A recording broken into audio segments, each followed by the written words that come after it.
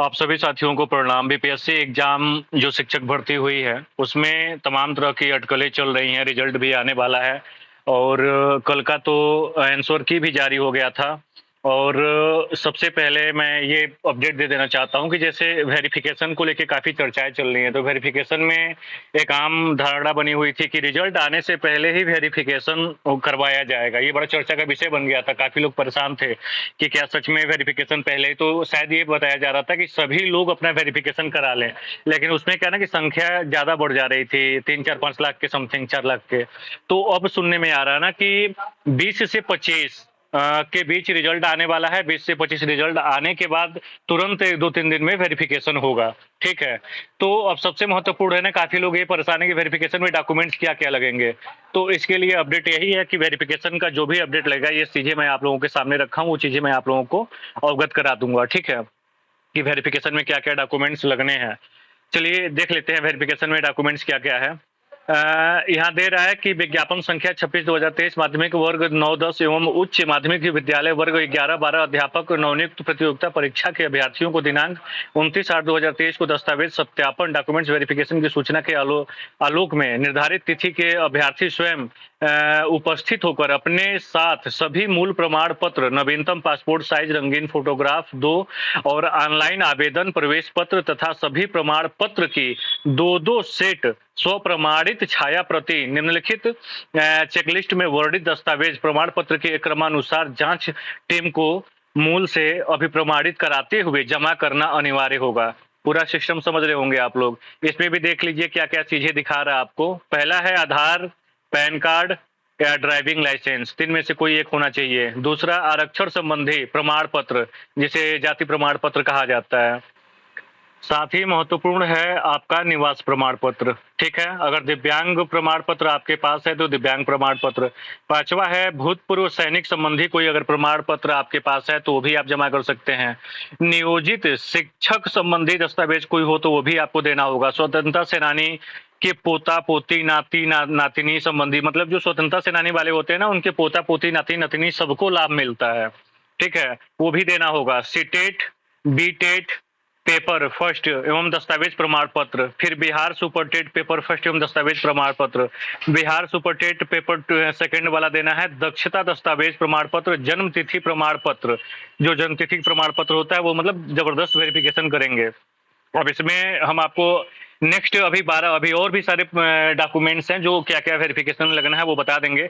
मैं आप लोगों को इसके साथ एक बात ये भी बताते चलूँ कि जो दस्तावेज को प्रमाणित करने के साथ-साथ जो आंसर की जारी हुआ है, आंसर की में जो सबसे भारी चीज़ हुई है ना, बताया जा रहा है कि हर छात्र का लगभग-लगभग 9 से 10 या 11 क्वेश्चन गलत हो रहे हैं।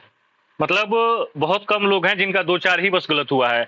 जो सरकार बीपीएससी ने जो आंसर की जारी किया है ना, उस आंसर की के हिसाब से मतलब छात्रों का 10-10, 11-11, 12-12 क्वेश्चन कम हो गए हैं। ठीक है? लगभग सबके कम हो रहे हैं। आप लोग भी अपना देख लीजिएगा और जो अंदाज़ा लगाया जा रहा था ना कि लड़के बहुत कम होंगे, अब सुनने में आ रहा है कि भाई लड़के कम नहीं होंगे, लड़के चाँप के एकदम चाँप के लड़के भरे पड़े हैं।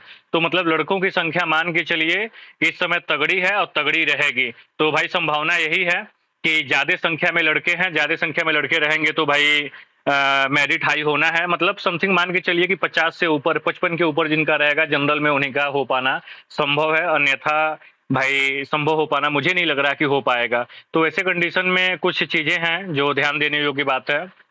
और काफ़ी लोग ये सोच रहे थे कि अरे अब तो 30, 35, 38 भी रहेगा ना, तो हो जाएगा, बीएड बाहर हो गया है तो। लेकिन भाई फाइट है और इस फाइट में ना मुझे लग रहा है कि बहुत कम लोगों को पता है कि ये अब रिज़ल्ट मतलब जो रिज़ल्ट आएगा वो मतलब 55 के समथिंग जो रहेगा उसके होने के चांसेज़ हैं। और ये सही मायने में अगर देखा जाए ना तो बिहार के ओबीसी वाले हैं या फिर एससी-एसटी वाले हैं, ख़ास करके एससी-एसटी का देखिएगा, महिला हो चाहे पुरुष हो, सीट खाली जाएगा। लेकिन जनरल की सीट भरी जाएगी, ऐसे ही भर जाएगी क्योंकि उसमें मेरिट लो नहीं होने वाला है। जनरल में देखिए, जनरल में क्या है ना कि बिहार के जो छात्र हैं वो तो हैं ही, उसके बाद बिहार छोड़ के 27 राज्य के लोग ऐसे भी तो हैं, तो फिर कहाँ से जनरल में मेरिट लो होने वाली है। तगड़ी मेरिट जाएगी, ये 100% कन्फर्म है, ठीक?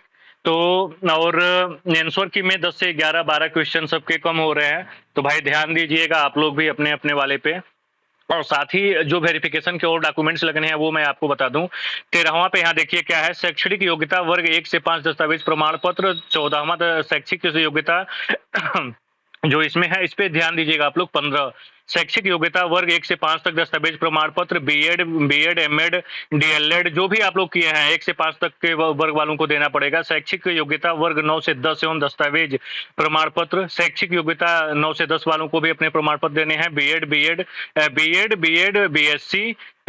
बीएससी एडी वर्ग 9 से 10 तक वो दस्तावेज देने हैं। शैक्षिक योग्यता 11 से 12 वालों को भी अपना देना है। क्या क्या चाहिए शैक्षिक योग्यता, ठीक है। इस तरीके से आप लोग देख रहे हैं ना कि 22 से 23 क्रम तक दिया है कि किसको किसको क्या क्या अपनी प्रतिलिपि जमा करनी है और वेरीफाई करवानी है। सारी चीजों के 2 सेट बनाने हैं, ये चीज आप लोग ध्यान रखिएगा। यहाँ नोट में देखिए क्या दिया है, यदि कोई अभ्यर्थी वर्ग 9, 10 एवं 11, 12 के लिए आवेदन किए हैं तो वे किसी एक तिथि को ही दोनों वर्ग के लिए दस्तावेज सत्यापन कराना सुनिश्चित करेंगे। ठीक, तो आप लोग समझ गए होंगे कि सारा मामला सेट हो चुका है और इस पे जो भी जांच पड़ताल चलेगी, जांच पड़ताल करने में 2 सेट बनवा के दस्तावेज लेके जाने हैं। और वेरिफिकेशन कब होगा, संभवतः ये माना जा रहा है कि रिजल्ट आने के बाद ही वेरिफिकेशन होगा। पहले लोग असमंजस की स्थिति में थे कि वेरिफिकेशन हो सकता है कि रिजल्ट आने से पहले सबको करवाना है, लेकिन अब क्लियर हो गया कि रिजल्ट आने के बाद ही वेरिफिकेशन होगा संभवतः, जहां तक लग रहा है। और रिजल्ट जो आने वाला है ना बीपीएससी का 20 से 25 तक आने वाला है, और इसमें मैं ही नहीं मेरी तरह लाखों अभ्यर्थी यह बैठ के अफसोस कर रहे हैं कि काश एग्जाम से पहले हम लोग पढ़ लिए होते। ये कंडीशन होता है, जब भी एग्जाम होना होता है हम लोग पढ़ते नहीं है। अचानक से बिहार बीपीएससी ने एग्जाम करवा दिया, मतलब एग्जाम वैकेंसी निकाल दी, एग्जाम भी करवा दिया। चीजें थी लेकिन लोगों ने ध्यान नहीं दिया और बिहार आसान करता गया, बीएड भी बाहर हो गया, माइनस मार्किंग भी खत्म कर दिया गया था। बिल्कुल आसान था सिस्टम, लेकिन फिर भी हम लोग थक गए। खैर